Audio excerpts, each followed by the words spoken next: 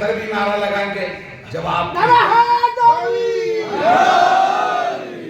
بالکل آپ کے دلوں میں بات اترے گی، جب آپ نعرہ آپ جب ہی لگاتے ہیں آج بہت محسوس ہوں گے کچھ کہنے کو جی چاہ رہا. اب دیکھیں میں پڑھتا ہی وہ چیز ہوں جو بہت کم لوگ پڑھتے ہیں تاکہ کچھ آپ کی معرفت میں اضافہ ہو جائے.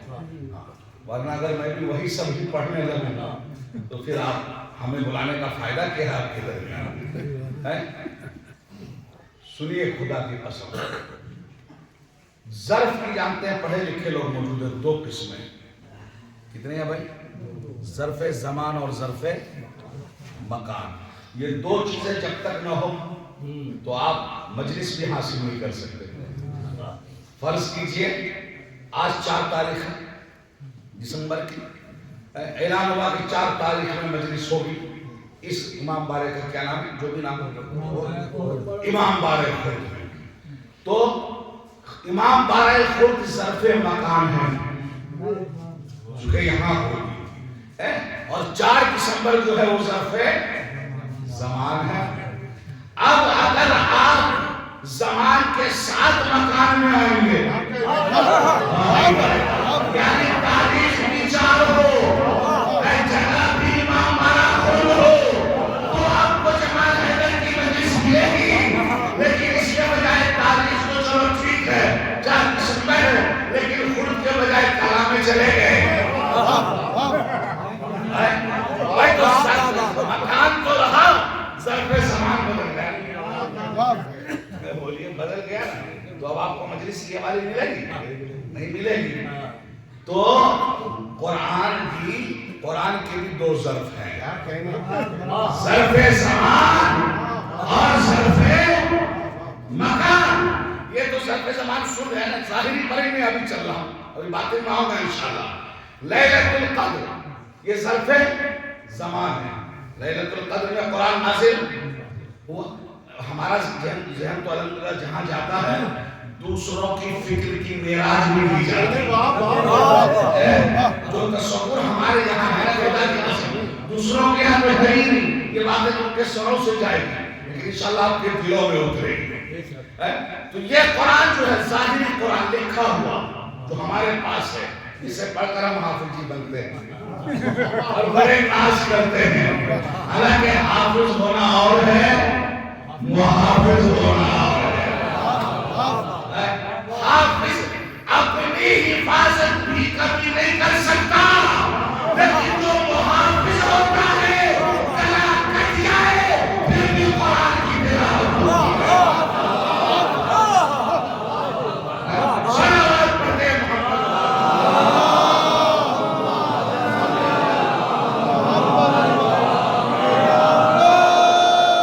یہ قرآن ہے. نازل کب ہوا؟ لیلۃ القدر بظاہر. چلیے اب یہی پڑھ رہی ہے. اور کہاں نازل ہوا؟ علی قلبک، رسول کو مخاطب کر کے کہا کہ پیغمبر کے دل پہ ہے نا. تو دل ہے ظرف مکان. تو گویا کہ نبی کے دل پہ قرآن کا نزول ہوا. ظرف مکان نبی کا دل ہے. اب سوچئے وہ دل کتنا مضبوط ہے جس قرآن کو پہاڑ نہ اٹھا سکے، زمین نہ اٹھا سکی، آسمان نہ اٹھا سکے، نبی کے دل نے اٹھا لیا. کتنا مضبوط ہوگا. تو ظرف مکان کیا ہے؟ نبی کا یہ وہ قرآن ہے جسے ہم قرآن صامت کہتے ہیں. اچھا پہلے میں ایک روایت پڑھوں تاکہ لوگ ظرف نہ چھلکا دیں. یہ تو بی بی عائشہ کی روایت ہے بھائی، میں آؤں گا. وہ بی بی عائشہ کی روایت ہے. کسی نے پوچھا کیونکہ ہمارے یہاں کسی ایک معصوم کے لیے وہ ثابت ہو جائے تو سب کے لیے فضیلت ثابت ہو جاتی ہے. کسی نے پوچھا کہ رسول اللہ کے اخلاق کردار اعمال بتاؤ، کیسے تھے اخلاق کردار اعمال؟ تو بے ساختہ نبی نے کہا روایت میں ہے یہ، اس لیے میں خیانت سے کام نہیں لے سکتا. دیکھیے ہم لوگ خدا کی قسم کتنے انصاف پسند ہیں.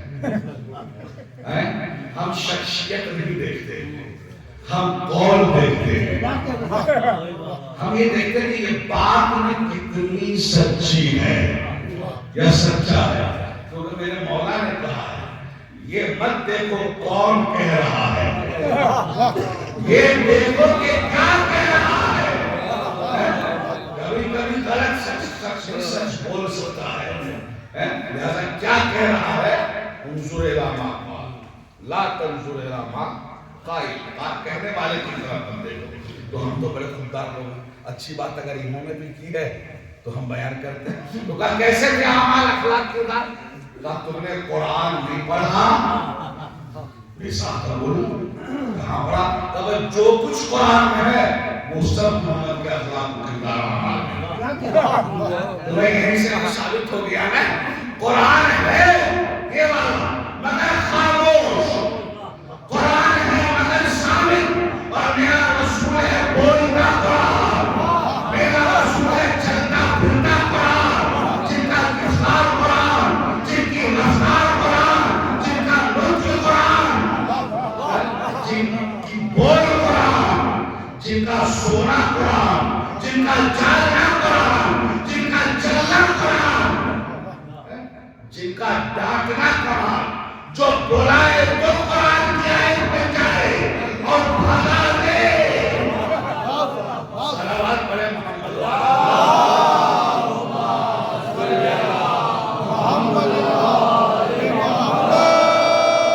قرآن بن جائے. اب چونکہ نبی کے لیے ثابت ہے تو تمام معصوم کے لیے ویسے بھی ثابت.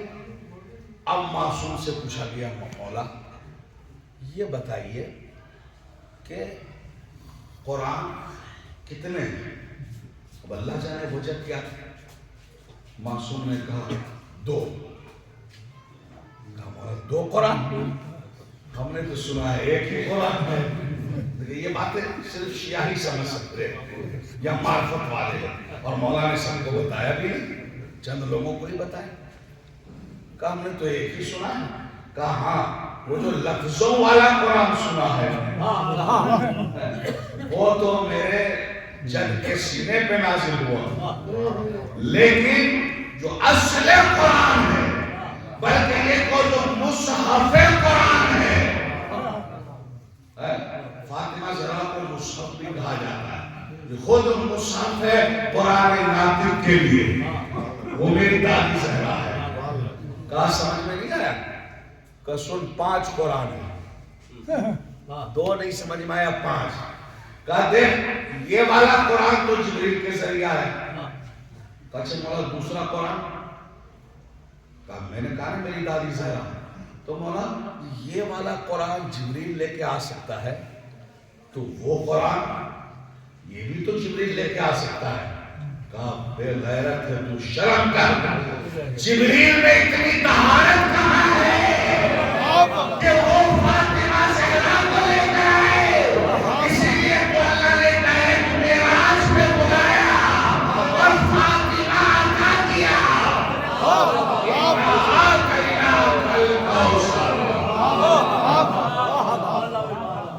جبریل میں تو اتنی طاقت ہی نہیں ہے کہ یہ قرآن لاتا، اس میں اتنی طہارت نہیں، رسول میں طہارت تھی.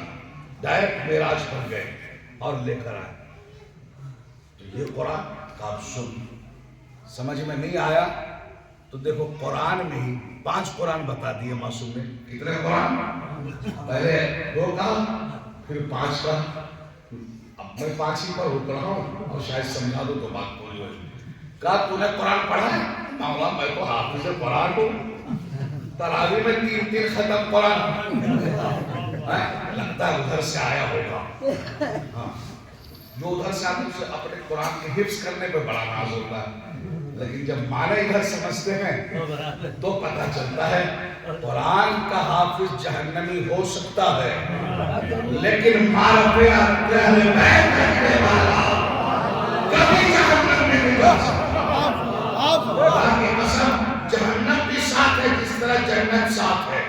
جنت النعیم، جنت الفردوس، جنت الخلد، جنت المأوى. سب سے بہترین جنت کا نام ہے جنت الفردوس. وہ کس کے لیے ہے معلوم ہے؟ فقط اس کے لیے ہے جس نے ولایت علی کا اقرار کیا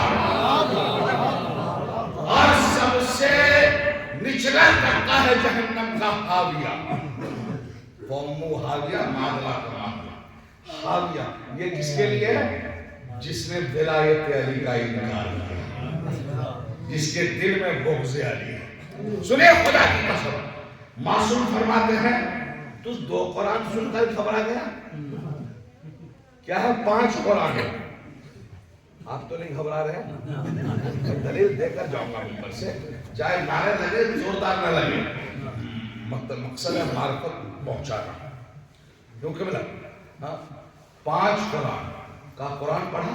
ہاں حافظ قرآن، کہا تم نے قرآن نہیں پڑھا ہوگا کہ کہیں کہیں قرآن کو قرآن کریم کہا گیا ہے، قرآن کو قرآن کریم کہا گیا، اور کہیں قرآن کو قرآن حکیم کہا گیا، اور کہیں قرآن کو قرآن حسین کہا گیا، اور کہیں قرآن کو قرآن مبین کہا گیا، اور کہیں قرآن کو قرآن مجید کہا گیا۔ میرے ساتھ نہیں ہے، 5 قرآن بتا دیا اور طالب علم لوگ اور یہ میں نے قرآن سے کہا ہے بھائی، اب سن آئے اللہ نے کہیں قرآن کو کیا کہا؟ قرآن حکیم۔ بچن بھائی یاسین بولیے، والقرآن الحکیم انکا لمن المرسلین، تو یہاں قرآن کو کیا کہا گیا؟ بولو، قرآن حکیم۔ مان گئے نا؟ سورہ یاسین میں قرآن کو حکمت والا قرآن، جاگئے، اب یہ لفظ میرے نہیں ہے، آپ داد دیجئے خود قرآن کو، قرآن میں کیا فصاحت ہے، کیا بلاغت ہے خدا کی قسم۔ اور دوسری جگہ سورۃ الحجر میں اللہ کہہ رہا ہے اور احسان جتا کے کہہ رہا ہے وَلَقَدْ آتَيْنَاكَ سَبْعًا وَلَقَدْ آتَيْنَاكَ سَبْعًا مِنَ الْقُرْآنِ الْعَظِيمِ، ہم نے تمہیں 7 آیتیں بھی دی اور قرآن عظیم بھی عطا کیا۔